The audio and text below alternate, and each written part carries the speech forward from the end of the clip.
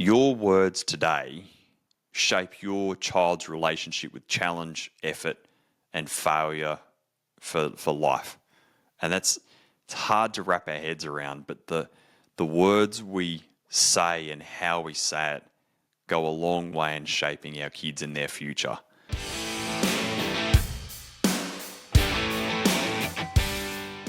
Hi everyone, Rob Crop and Dan Stones here from Pravar Group, and welcome back to another episode of The Trade Den. Good to have you back, Dan. How are you? Hey Rob, great to be back. Really good, actually. I'm looking forward to a Family Matters episode today, which will be great. And I think today, the power of language and what we're talking about, it's important to say that it's not new. It's not something that you won't already realize. But as parents, we forget that our words shape who our kids become.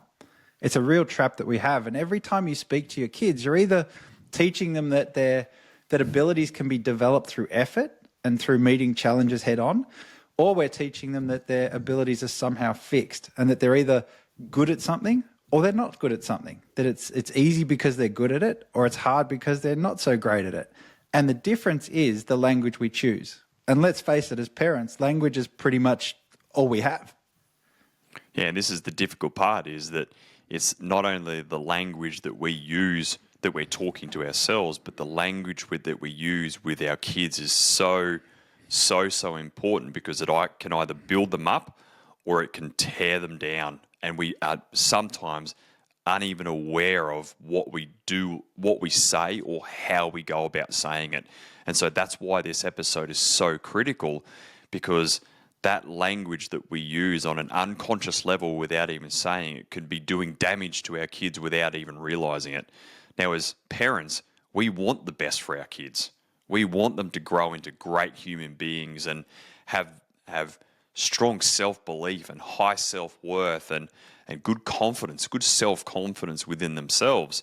Yet we can be saying things or doing things in a way that we don't even realize that could be undermining that from a very early age with our kids. Yeah, those unintended consequences. And I think you said it, you're either building up, ripping down. I think there's a third one, which is they freeze. They just do nothing because they're almost paralyzed by what they think the words that will follow are. So nothing happens. So there's really a third option to that as well, which is they do nothing. Now, before we go on, let's just be clear, right? When we talk about this stuff, we're talking about parenting, and it's a very unique and individual thing. And you and I are both parents, but we are not saying this and doing this episode on the basis that we're perfect parents.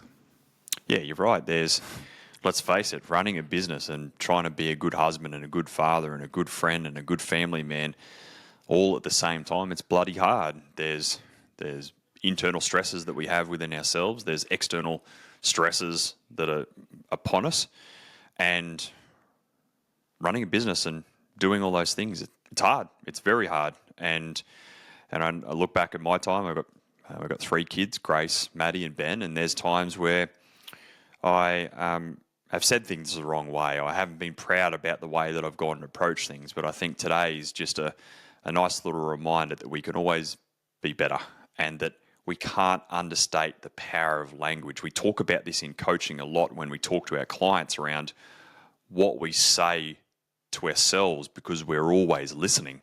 But the next layer to this is it's what we say to our kids, because they're always listening.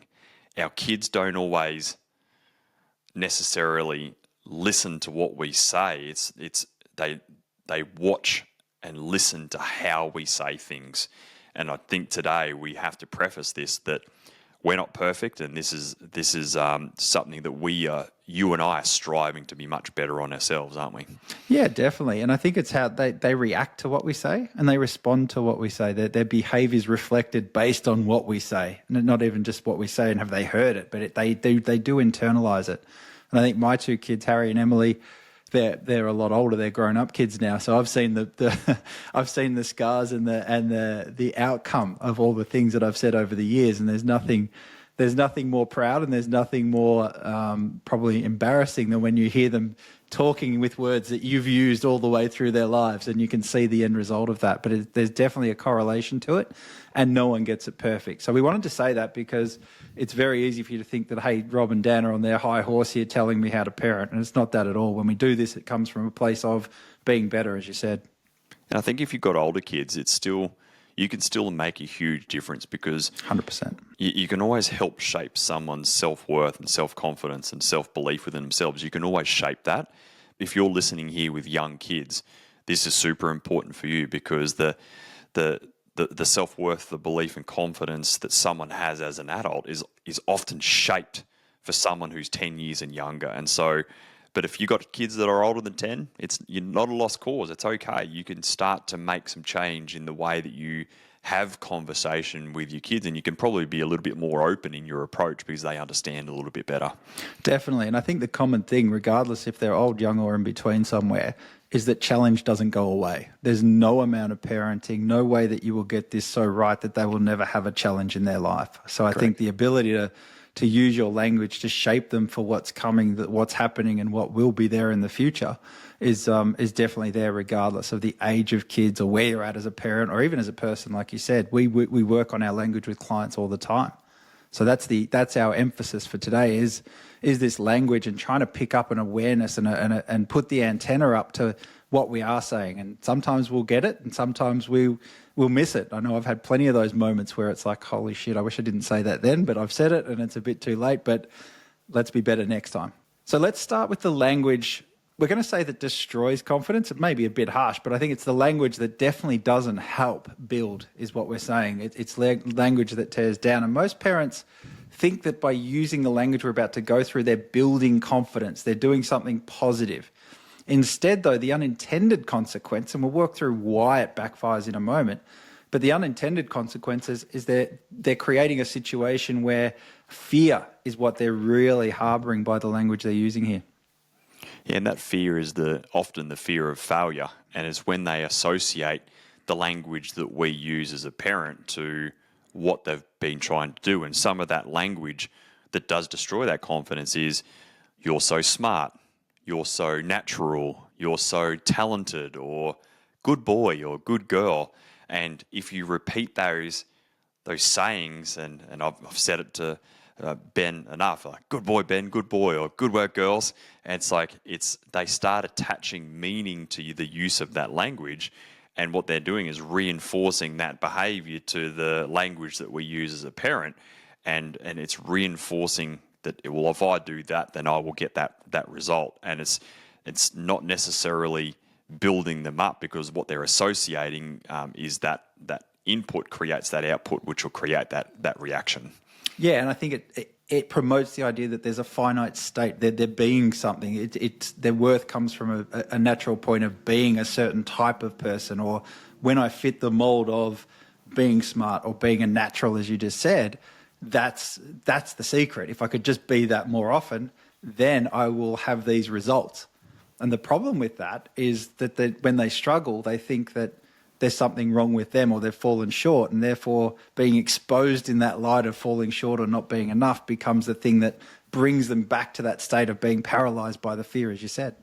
Yeah, because when say one of your kids is more leaning towards sport, and you say, oh, you're such a natural at that in your sporting, and then that builds their confidence in that area, but then we use it in the other area where they're not good at sport, for example, and you go, that's all right, maths isn't your thing, but you're better at sport, kind of thing.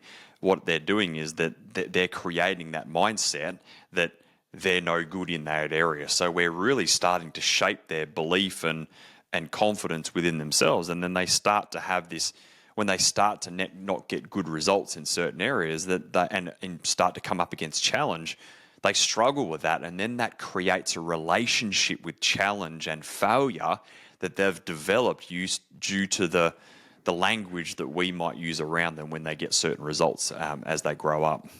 Yeah, you start avoiding challenge rather than seeing it head on and trying to get better. It's just like, well, I'm either good at it or not. And that comes into that example you said, Rob, then, is even if they are good at sport and they've got some inclination or some talent in that, you can be good at a sport and have some sort of, it gels with you, grew with it, it's your thing, cool, love it.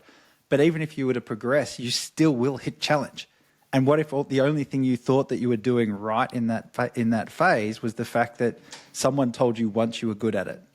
You'd get to that next challenge as you get with other kids that are good at it, and they might be better than you. And then all of a sudden, well, if someone's better than me, then I'm not good enough. Why would I keep going? Why would I persist or see that challenge through? It's interesting. The more you talk about this, the more you realise that how people grow up and become adults, and they've got a relationship with failure. They've got a relationship with challenge. They've got a relationship and certain beliefs around certain things. Yet, if you kind of looked back in that person's younger years in their life, imagine what environment they grew up in as a kid. And so, this is why this topic, and we're going to get into it now around language that does build growth, but this is why the environment that your kids grow up in and the language that we use is so important, because we're molding, we're shaping, we're developing. They're so malleable, our kids, especially young ones. They're in the palm of our hands, and it's we've got to be so careful around how we behave as they're watching and what we say because they're listening. Yeah, it's all they can do. It's all we can do as parents. We can only show up and we can only talk. That's really it at the end of the day. We can't jump into their bodies and do it for them, no matter how much you might want to or how much you want to try.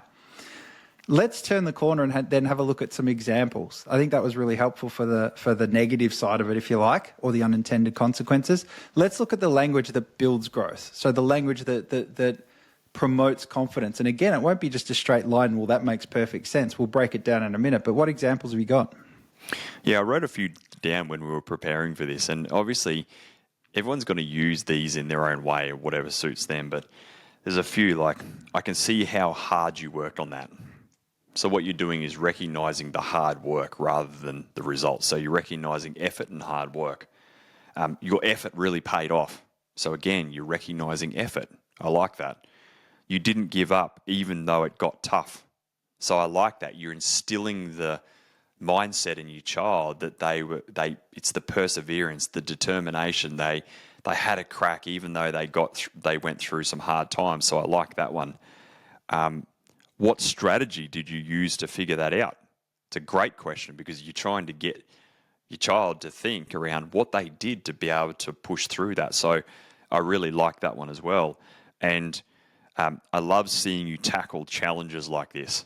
So you're reinforcing them embracing challenge. And I like that one, because as parents, we don't want our kids to get hurt or go through painful times or experience challenge. But we've got to remember ourselves that challenge is what creates growth and makes you a better person. And so when we see that in our children tackling hard situations, it's about resisting doing it for them and asking them that question, going, or making the statement saying, I love how you tackled that challenge. That was really cool to see. So I've given a few examples there, but it's about finding the words that work for you. But hopefully there's a theme there where you're encouraging them to tackle the hard stuff and rewarding effort, not just the result in the end of the day. Yeah, I think if you learn to celebrate the effort, the process, the work that goes into it, you avoid that thing that we were talking about earlier, which was the type of person they are, the naturally smart, you're the sporty one, you're this, you know what I mean? We're not identifying with the person. The other thing is that we're not just celebrating the result. It's not the pat on the back for getting the result. And if I don't get the result, then there's some other sort of way that we speak. It's the constant that we're looking for, and what we're trying to put in to be better at this is to focus on the effort that went into whatever result that comes up. As we say in coaching all the time, the result gives us the result we want or the lesson we need, but was the effort there in the first place? And I think that's the bias this languaging sort of starts to do. It starts to put in celebrating that process, not the person, and definitely not just the result for its own sake. Now, I want to put a caveat around this. I'm definitely not about participation awards. And so I don't want you to be listening here thinking, oh, Rob's just advocating we reward our kids just for turning up. That's not what I'm about. This is not about rewarding your kids just turning up. What we're rewarding our kids for doing is showing up, putting in effort. There's going to be winners. There's going to be losers. You've got to be prepared. Your children have to be prepared that they're going to win, they're going to lose. But as parents, if we can use language which encourages hard work and grit and determination and perseverance and rewarding them just going through the process and keep trying and trying and trying and trying, that's what we want to do as parents, not just be patting kids on the back, giving them participation awards. So just be mindful that this isn't just about rewarding participation either. Yeah, absolutely. I really like what you said there, and this idea of participation awards that gets thrown around all the time. A real life example of this is the language around "you tried your best." When we do use that language and we do say that you tried your best, that might be true, but it also can set up a confidence destroyer in that my best may not be good enough. So whenever it's down to you tried your best and that's all there is, that sort of puts that finite thing, well, you're either good at it or not. That's the interpretation that usually comes in, especially with children who are listening to you say it over and over again, and you tried your best. Oh, well, because they don't just hear you tried your best for what it is. They hear the sigh afterwards, the pause, or whatever comes next. It might not be your thing. Hey, you should try something else. You tried your best and maybe next time it could be better. Their confidence doesn't rise as a result of being told they tried their best when they know inherently that they came up short. We used to have this all the time when I was coaching football and stuff, and there was this idea of, let's not keep scores anymore.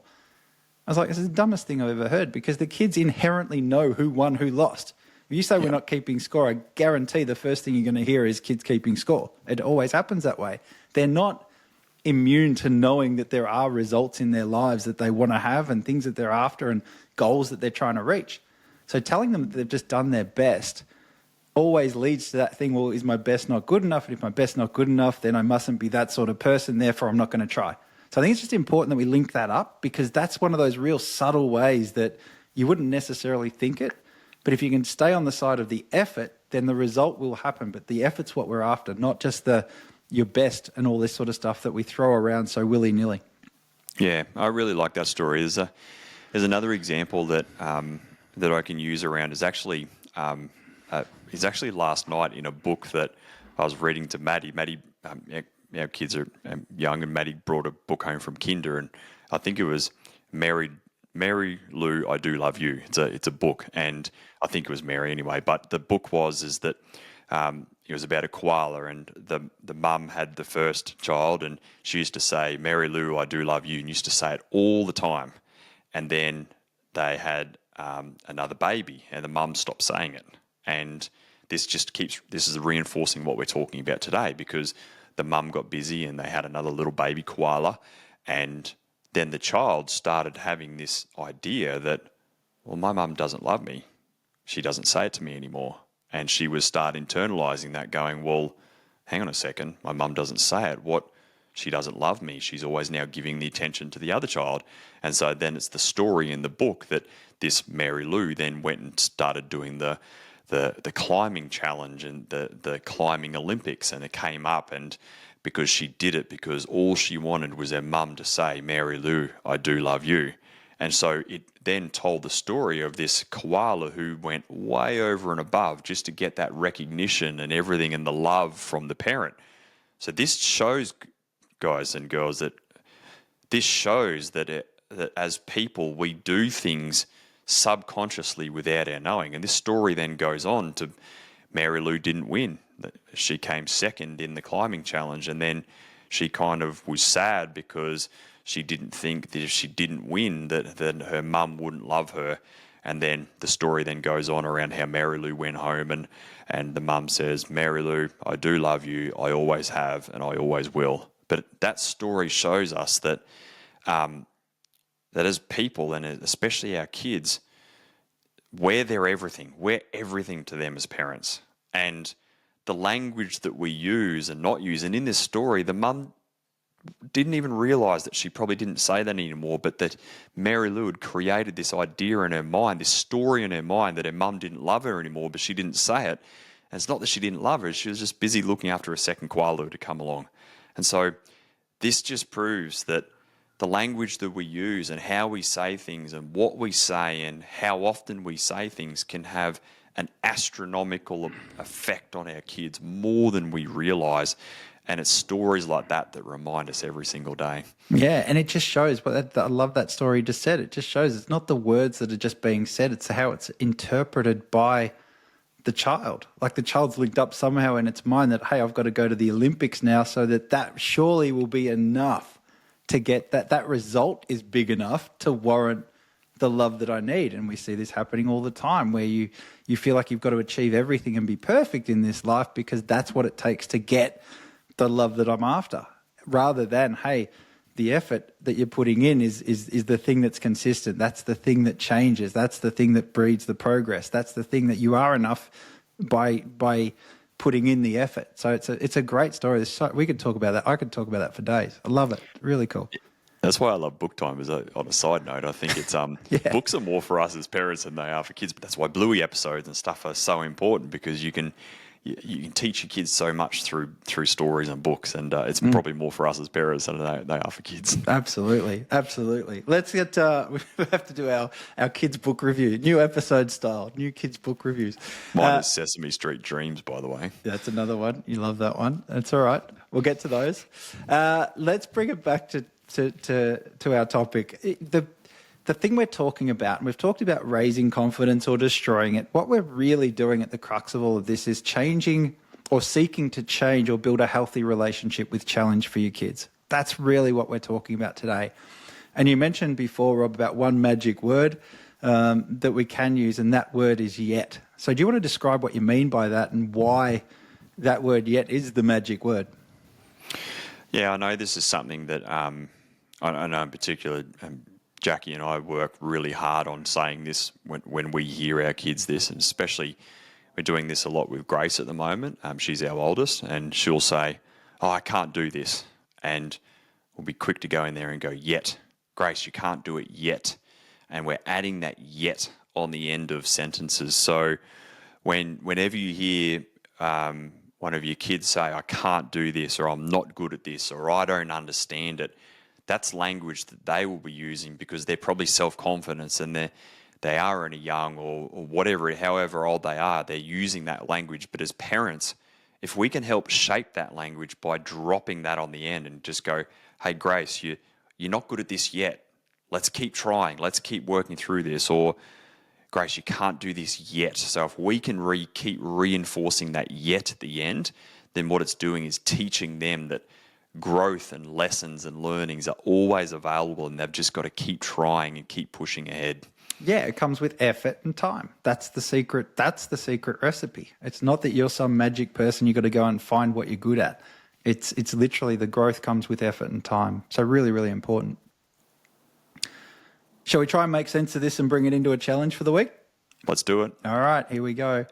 This week's challenge. Let's talk through catching yourself using ability type language. That's the first challenge. Can you catch yourself labeling your child, maybe even yourself, as "I'm good at that, I'm not good at that, and I'm that sort of person, I'm a natural at this." It's something that you're naturally inherent, you've got an ability for it. Whenever you start talking in terms of natural ability, that should become your first antenna that, hey, if I can catch that, maybe I can make a shift. So that's step one. Step two is, when you see struggle, resist that urge to jump in and fix it. Because our first thing as a parent is we want to minimize the cuts, the scrapes, the scars, and the damage that kids get themselves into when they struggle. But you've got to resist that urge to fix it. And like you just said, combine that with step three, which is adding "yet" to the vocabulary. I can't do it. Don't go and "well, let me help you." You can't do it yet. How else could you do it? It's that language. How can you shift one sentence and just pick one? Don't try to do this for everything you do. You'll go crazy and you'll never do it. But just pick that one time and see if you can give yourself one sentence or one exchange a day, even for the week, where you can pull yourself up and say, "Hey, I've engaged in a different type of language pattern with my kid." That would be huge. And then lastly, whenever you get to those moments, don't be afraid to share your struggles and how you've struggled and learnt the power of "yet," or how you've put in the effort, and over time, with the effort and time, you've been able to grow in your own abilities. It goes a long way to tell those sort of stories as well. So there's some points for you to work on this week. We'd love to hear if you've done those and any of the breakthroughs that happen. Yeah, I love it. Now, to round out today, the bottom line is that your words today shape your child's relationship with challenge, effort, and failure for life. And it's hard to wrap our heads around, but the words we say and how we say it go a long way in shaping our kids and their future. Now, it doesn't mean that that's going to be them for the rest of their life. They can go on and make change, but we have more of an imprint as parents than we realize. It's every conversation is an opportunity to build up one of your children who sees setbacks and learnings as an opportunity, and that's what helps them become a growth-minded individual later in their life. So it's so important. And every struggle is a chance to teach them that growth happens when things get challenging. So what you're doing as a parent is helping them have a healthy relationship with challenge, not something that they want to avoid. And what we want to do as parents is use language that builds them up, not language that subconsciously limits them as they go through life. Because the kids who have the ability to grow through effort, they're the ones that just keep getting better and better and better at whatever they put their mind to later in life. So don't underestimate the power of what we say and how we say it and the impact that it can have on our children and their confidence later in their life. And of course, we're only speaking to your kids too. This could never apply to you. So if you want to take that for what it is and start doing some of this for yourself as well, absolutely, it will have the exact same impact. So we look forward to hearing how it all goes. If you want to build a business that gives you more time to be the dad your kids deserve, book in a free strategy call at strategysession.com.au, because being present for the big moments start with building a business that doesn't demand all of your time. What a great episode, Dan. Thanks for tuning in today and looking forward to coming back to you with another episode next week. Take care. See you soon.